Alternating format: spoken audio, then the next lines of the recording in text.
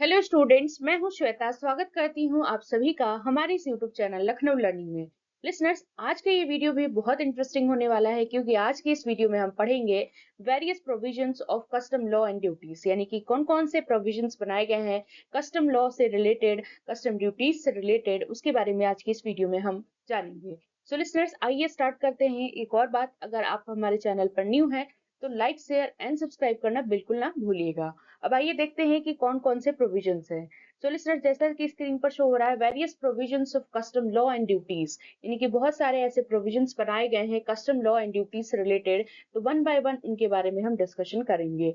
तो सबसे पहले कस्टम एक्ट 1962 एक कॉम्प्रिहेंसिव फ्रेमवर्क है जिसमें हम क्या करते हैं, इंडिया में जो भी कस्टम ड्यूटीज लगाई जाती है तो बेसिकली इसके लिए ही कानून बनाया गया कि कस्टम ड्यूटीज कैसे, किस तरीके से काम करेगी, किस तरीके से हम लगाएंगे। इसमें सारे प्रोविजंस है, इसके वैल्यूएशन से रिलेटेड, इसके क्लासिफिकेशन से रिलेटेड, क्या क्या चीजें इसमें एग्जेम्प्ट होंगी, क्या क्या पेनाल्टीज लगेगी, प्रोसीजर क्या होगा इंपोर्ट एक्सपोर्ट रेगुलेशन का, तो सारी चीजें इंक्लूडेड है कस्टम एक्ट 1962 में।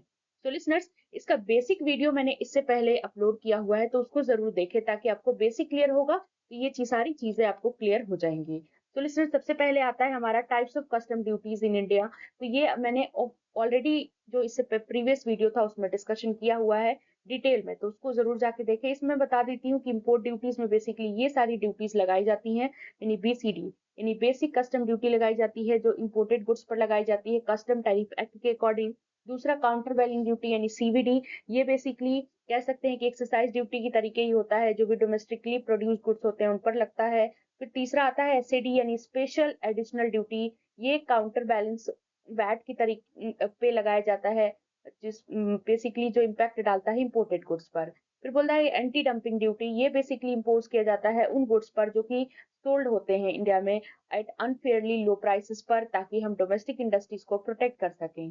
सेफ गार्ड ड्यूटी क्या होती है, तो इसको अप्लाई किया जा सके, इसको लगाया जाता है लिसनर्स, क्योंकि हम ताकि प्रिवेंट कर सके जितने भी हार्म हो रहे हैं टू डोमेस्टिक इंडस्ट्रीज में एक्सेसिव इंपोर्ट की वजह से, तो उसकी वजह से लगाया जाता है। फिर आता है प्रोटेक्टिव ड्यूटी, तो ये लगाया जाता है ताकि हम लोकल मैन्युफैक्चरर्स को फॉरेन कंपटीशन से प्रोटेक्ट कर सकें। अब हम बात कर लेते हैं एक्सपोर्ट ड्यूटीज की। तो एक्सपोर्ट ड्यूटी ये बेसिकली स्पेसिफिक गुड्स पर लगाया जाता है ताकि एक्सपोर्ट को कंट्रोल किया जा सके और डोमेस्टिक अवेलेबिलिटी को इंश्योर कराया जा सके। एग्जाम्पल के तौर पर पेट्रोलियम हो गया, पेट्रोलियम से रिलेटेड प्रोडक्ट्स हो गए, आयरन ओर हो गया। फिर हम बात कर लेते हैं नेक्स्ट अपने पॉइंट की, कस्टम वैल्यूएशन एंड क्लासिफिकेशन की, यानी गुड्स का वैल्यूएशन यहाँ पर कैसे होगा। तो कस्टम ड्यूटी बेसिकली कैलकुलेट होती है कस्टम वैल्यूएशन के बेस पर, कस्टम वैल्यूएशन रूल्स के बेस पर, जो कि 2007 में आया था। यानी कि इसमें हम क्या करते हैं, वैल्यू ऑफ इंपोर्टेड गुड्स, जो भी इंपोर्टेड गुड्स होती हैं उनकी वैल्यू को निर्धारित करते हैं लिसनर्स इसमें हम। अब हम देखेंगे कि जो वैल्यू है वो डिटरमाइंड होती है किसके बेसिस पर, सीआईएफ के बेसिस पर, सीआईएफ प्राइस के बेसिस पर। सीआईएफ क्या होता है, कॉस्ट देखेंगे, इंश्योरेंस देखेंगे, फ्रेट देखेंगे। अगर हम मानते हैं कि अगर जो वैल्यू है वो अगर मान लीजिए सही नहीं है, तो अथॉरिटीज इस चीज को, इस वैल्यू को रीअसेस कर सकता है। दूसरा आता है कि क्लासिफिकेशन ऑफ गुड्स, तो गुड्स का क्लासिफाई होता है यहाँ पर harmonise system of nomenclature SSN code के बेसिस पर। और जो क्लासिफिकेशन है लिसनर्स, वो निर्धारित करता है कि कितनी रेट ऑफ ड्यूटी एप्लीकेबल की जाएगी।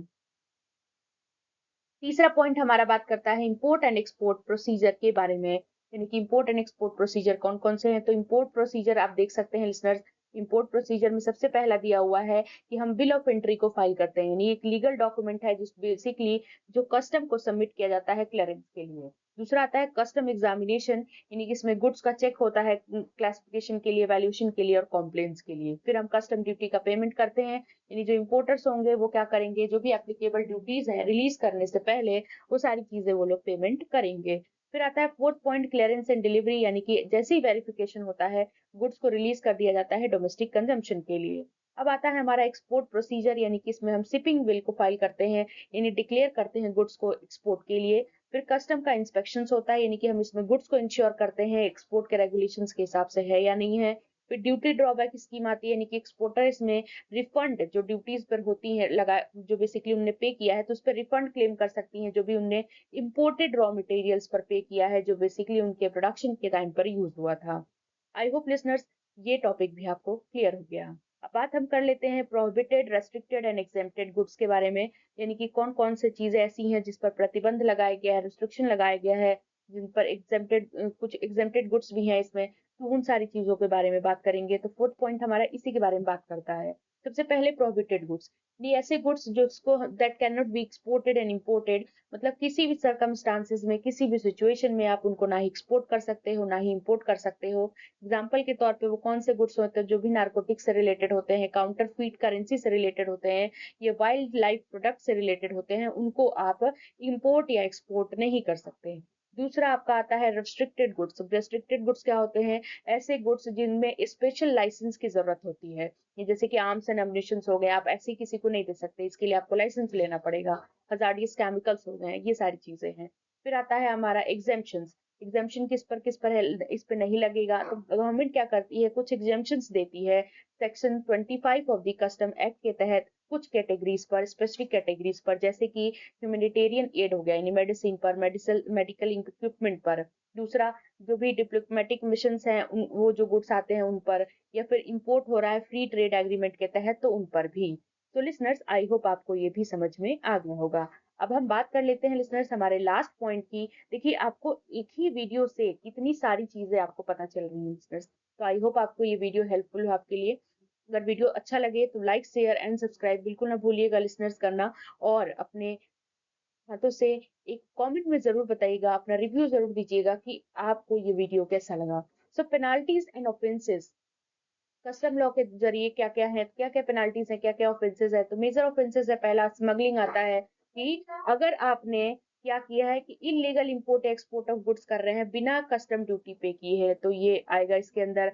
फिर फॉल्स डिक्लेरेशन है, यानी कि गलत डिक्लेयर किया है, अंडर रिपोर्टिंग वैल्यू की है टैक्सेस को इवेट करने के लिए, या कोई भी क्लासिफिकेशन मिस क्लासिफिकेशन किया है, यानी कि इनकरेक्ट टैक्सेशन कोड को डिक्लेयर किया है ताकि आपकी टैक्स लाइबिलिटी कम हो जाए, तो वहां पर भी ये चीजें होंगी। फिर इवेजन ऑफ ड्यूटी, यानी कि क्या करना, इसमें हम कस्टम ड्यूटी को अवॉइड करते हैं फ्रॉडुलेंट मीन्स के जरिए। उसमें आता है नेक्स्ट हमारा पेनाल्टीज एंड पनिशमेंट। अब ये सारी चीजें होंगी तो जाहिर सी बात है आपको पेनाल्टी भरनी पड़ेगी, हर्जाना भरना पड़ेगा, पनिशमेंट भी मिलेगा। तो पहला है कि कॉन्फिस्केशन ऑफ गुड्स, अगर गुड्स का कॉन्फिस्केशन करते हैं तो सेक्शन ये 111 एंड 113 के तहत आता है। तो इसमें हम क्या करते हैं, सीजर ऑफ स्मगल्ड और मिस डिक्लेयर्ड गुड्स इसमें सीज कर लेते हैं। उसके बाद आता है मॉनेटरी पेनाल्टीज, यानी कि पैसे से रिलेटेड जो पेनाल्टीज लगेंगी वो लगता है सेक्शन 112 एंड 114 के अकॉर्डिंग, यानी कि हैवी फाइन आपको भरना पड़ सकता है ऑन ऑफेंडर पर।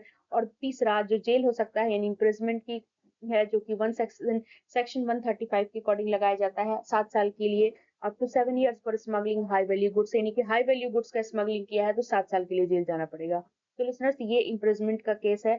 सो आई होप आपको सारी चीजें क्लियर हो गई होंगी। वीडियो अच्छा लगे do like, share and subscribe, and thanks for watching.